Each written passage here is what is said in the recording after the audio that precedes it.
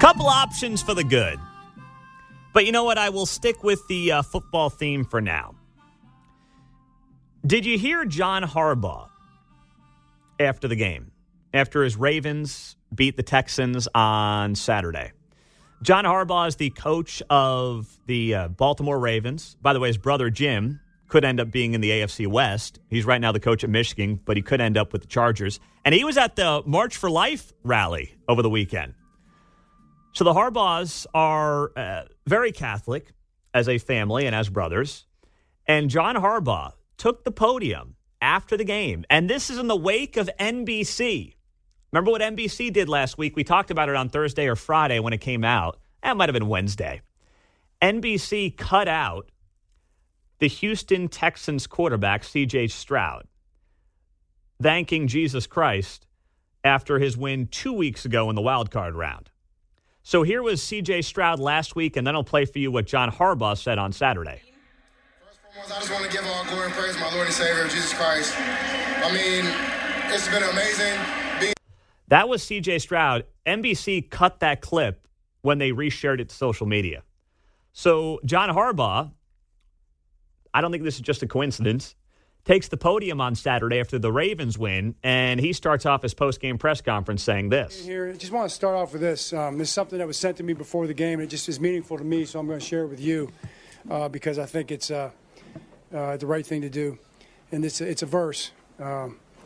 Greatness, power, glory, victory, and honor belong to you because everything in heaven and on earth belongs to you. The kingdom belongs to you, Lord. You are the head and the ruler over everything. So there's an amazing spirit on this team, and I just want to kind of give honor and glory where it's due. There's been a lot of criticism of the NFL's perceived wokeness over the last several years, whether it's, the nonsense phrases in the end zone that mean nothing, the back of helmets, going back to Kaepernick. But in the end, when you look at the major American sports, the NFL does have the highest percentage of traditional, conservative-minded folks of any major American sport. Maybe baseball is a close second. But when you look at the coaches, the staff, the players as well, and including the diversity of players across the board. I mean, Patrick Mahomes, we'll talk about this. C.J. Stroud, it crosses racial barriers as well. It is, in large part, a conservative group of thinkers as a sport when you talk about the coaching staffs to the players. And let's not forget that. It's easy to complain when a Colin Kaepernick becomes a big deal and, starts begging for attention. But let's not forget, there are thousands of employees of the NFL, and a lot of them have the same mindset of a John Harbaugh and of a C.J. Stroud and of a Patrick Mahomes. And that should not be lost on any of us. And it's one of the many reasons, I'm not going to let the NFL or cancel the NFL because a couple of people try to ruin it. That's the good from the weekend. The bad from the weekend. So I know that we all want to capture a viral moment around a politician. I've seen it happen at some of our events, Politics in a Pint, things like that. And I'm not here to defend Nikki Haley by any stretch of the imagination. Trump's going to be the nominee. He deserves to be the nominee. Nikki Haley would be best off calling it a day if she does end up losing New Hampshire because there's just no path for her going forward. But I never like it when people try to get their not even 15 minutes of fame. Their 15 seconds of fame by filming themselves asking politicians questions that, frankly, are just gotcha nonsense. This is no better than the media.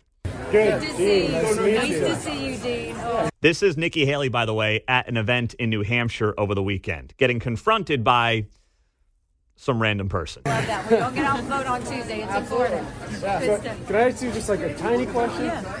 Do you think it's responsible for politicians to spend $100 million in Iowa on TV ads, which go to mainly news stations that have lied to us for years, when there's homeless veterans out there that could use that money? When you didn't even come close to beating Trump, and you spent $100 million in TV ad money, Do you know my husband's a veteran? That's fine. But I'm He's just a combat saying. veteran. I'm And do you know asking that you- when the media doesn't tell the truth, the whole reason you put commercials on is to tell the truth because But the media doesn't? My point is, you're not going to be Trump, and You know all what? of the money you're wasting could go to better causes. I appreciate that would make that. the Republican Party actually. You know what? Last I saw, it was a democracy. So we're going to keep working for a good democracy. We're going to work for freedom. But thank you for your service. That's no better than the media doing gotcha questions to Nikki Haley. You're not going to win, so you wasted $100 million on ads. That could have gone to homeless veterans. Okay, I mean, we could play that game till the end of time.